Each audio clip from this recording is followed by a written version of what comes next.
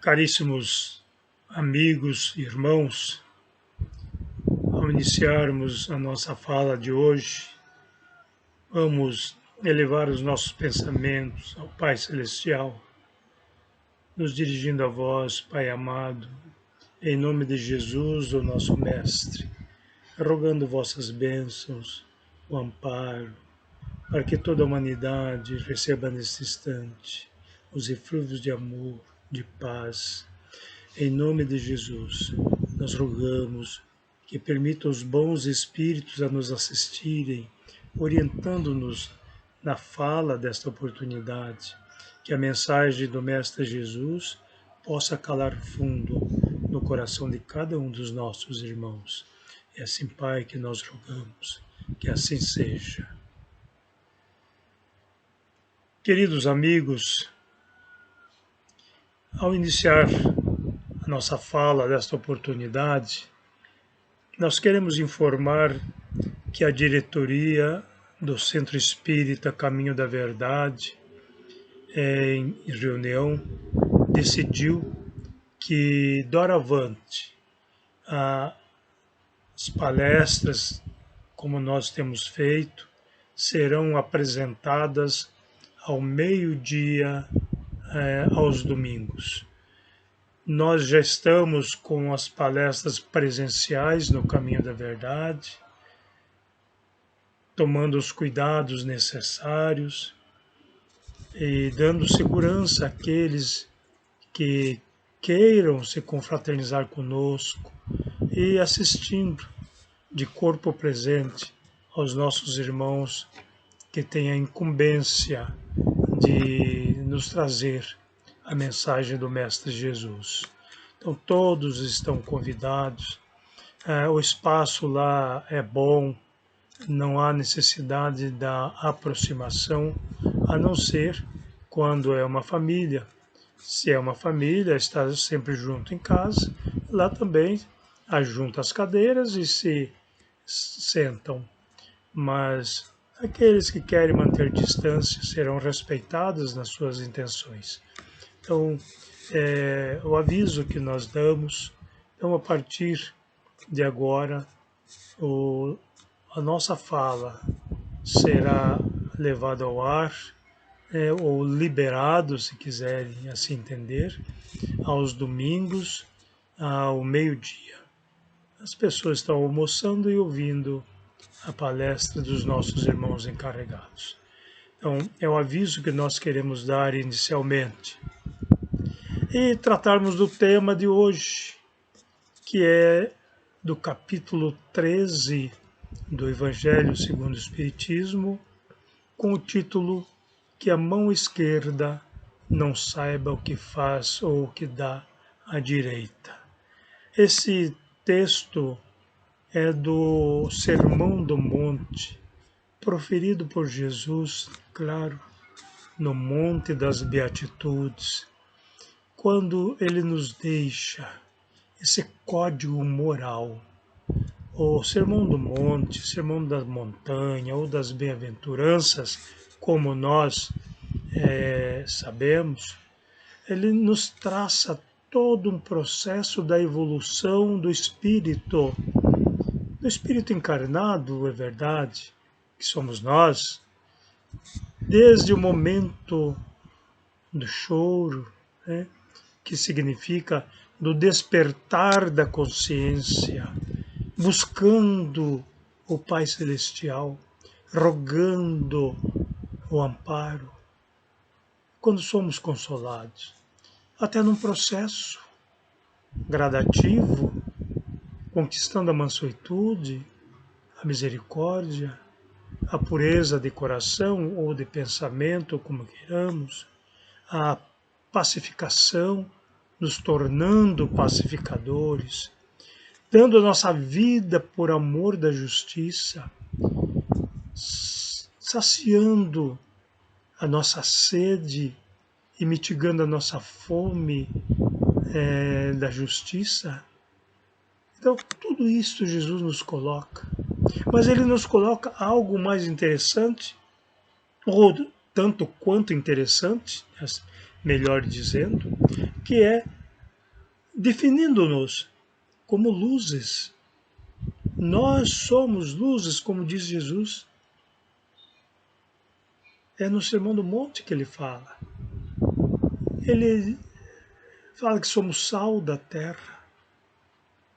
Mas se formos insípidos, para nada serviremos. Temos que ter gosto, essência.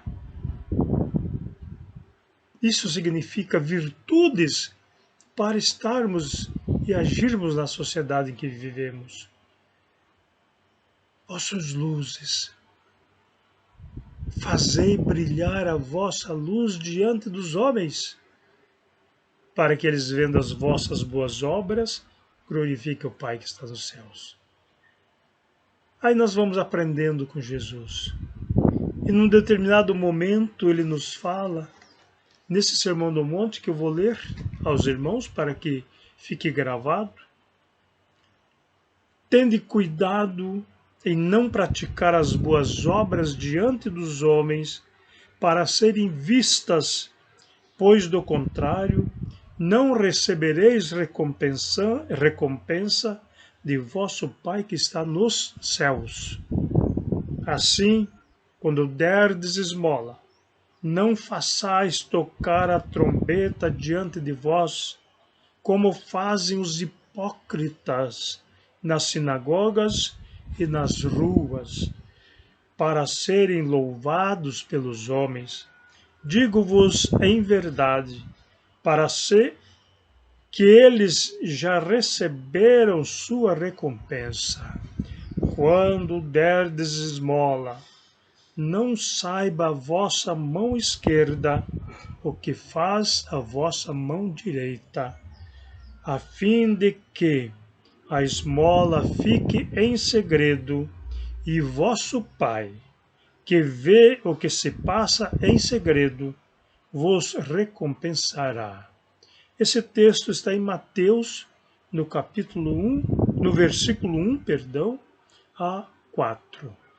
Repetindo, Mateus, capítulo 6, versículo 1 a 4. E aí nós vamos entendendo o que Jesus nos recomenda, que a mão esquerda não saiba o que faz a direita. Não é a mão física, mas é a mão da consciência, para que os nossos defeitos, os nossos vícios, poderíamos dizer aqui, a nossa vaidade, o nosso orgulho, o nosso egoísmo, não superem a nossa humildade, o nosso desejo de servir por servir, não para sermos vistos por alguém. É importante raciocinarmos isto. Quando nós fizermos algo em favor de alguém, que não soe a trombeta diante de nós. Não é a trombeta instrumental, como faziam os hipócritas, né? Eles saíam para dar esmolas e tocavam a trombeta para que fossem observados. Faziam alarde daquilo que iam colocar no gasofilácio para serem observados. Isso é fazendo com a mão direita e mostrando com a esquerda. Significa, estou fazendo um bem desde que seja observado pelos homens. E é isto que Jesus condena no seu ensinamento. Nós nos remetemos nesse instante ao templo. Havia lá o gasofilácio, que era o lugar onde as pessoas colocavam ali as suas ofertas. E os fariseus, aqueles que eram hipócritas. Então é interessante ver o que é fariseu e o que é hipócrita. O fariseu é um religioso. O hipócrita é aquele que falseia a verdade. Então há fariseus hipócritas, há publicanos hipócritas, há saduceus hipócritas, como nos nossos dias há cristãos hipócritas, que fazem o bem desde que divulguem o bem que estão fazendo. E Jesus censura isto. Quando ele observa aqueles colocando as moedas, né, as importâncias no gasofilácio, fazendo barulho, alarde, para que fossem observados, de repente entra uma viúva com 2 moedinhas e deposita em silêncio. Vai. Jesus chama os seus discípulos e diz: esta viúva deu muito mais do que todos eles. Ele diz: como? Só 2 moedinhas? Então, ela deu tudo o que possuía, enquanto os outros dão um pouco do seu supérfluo. Então vejamos a diferença. Devemos dar tudo o que nós possuímos? Aí nós vamos refletir sobre o que Jesus quis dizer. Ou tudo que ela deu era o que ela tinha de importância monetária. Se ela tinha uma casa, ela não deu a casa, ela não veio trazer a importância da casa no gasofilácio, porque ela dependia para viver. Ela não tirou a sua roupa e colocou no gasofilácio, porque isso é o necessário para viver. E aqueles outros, eles tinham muito mais do que o necessário, que nós chamamos de supérfluo. Então é a observação que Jesus faz. Quando nós dermos algo, que façamos no nosso íntimo, oferecendo aquilo que nós temos e podemos oferecer. Há também uma referência no Evangelho sobre as calamidades. Nós estamos vivendo um momento de extraordinária importância na humanidade. Um dia no futuro, quando nos reportarmos a esta encarnação, lendo nas histórias a grande pandemia, e nós vamos dizer: eu estava lá, eu tive a oportunidade de participar, de contribuir com aqueles que foram afetados mais diretamente, que perderam o emprego, que passavam fome, que sofriam.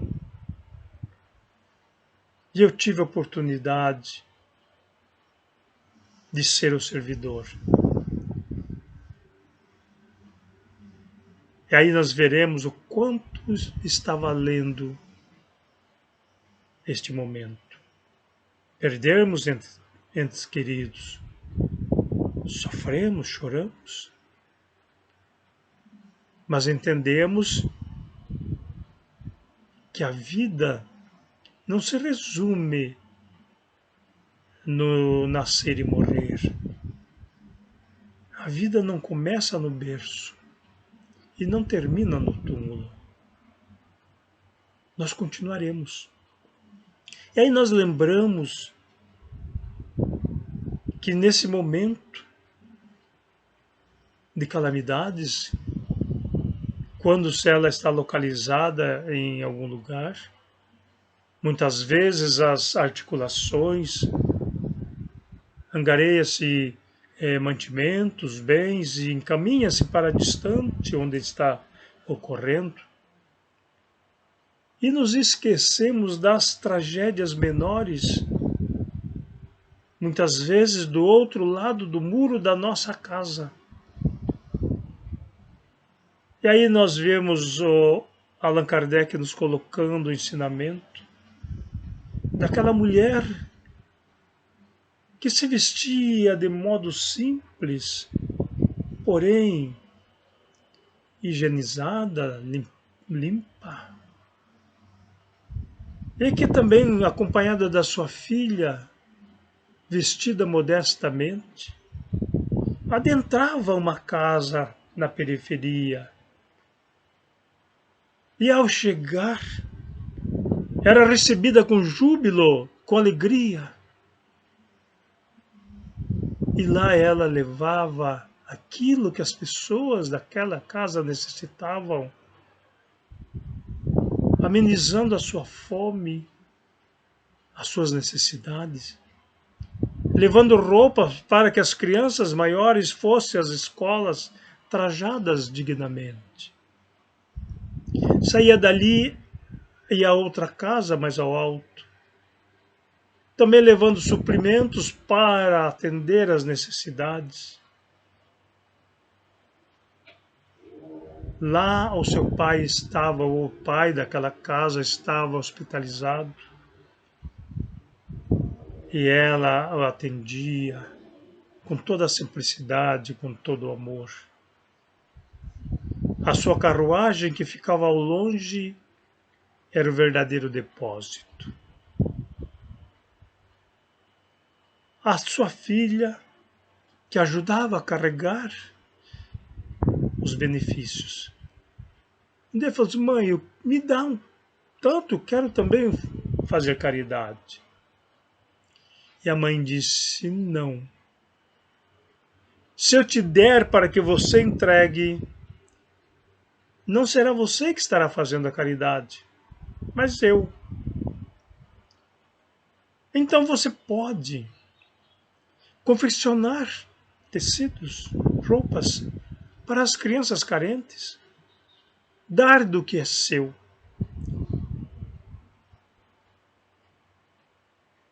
E assim ela ensinava a sua filha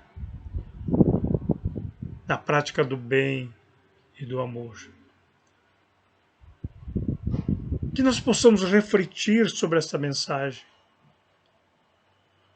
atender aos infortúnios em nome de Jesus. Jesus que nos serve quando nós recorremos a Ele.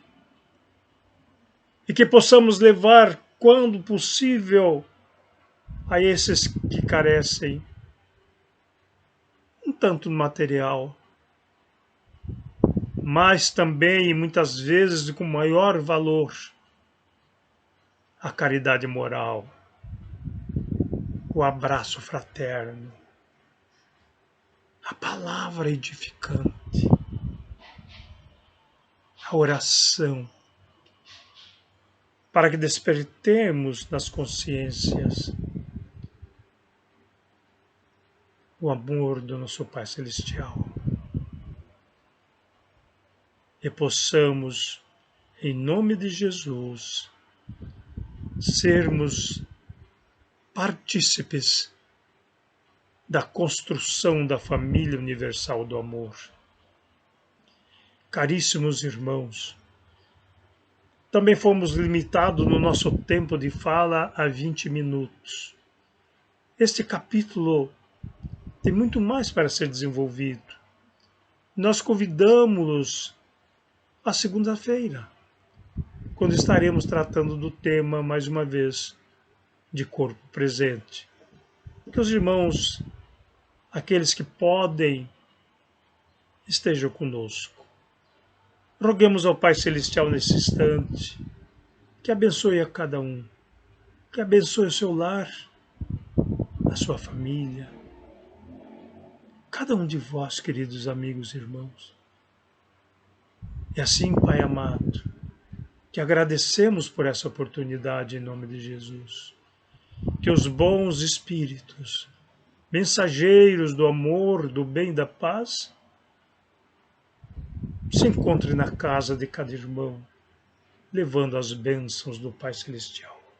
É assim que nós agradecemos, Pai, e que assim seja.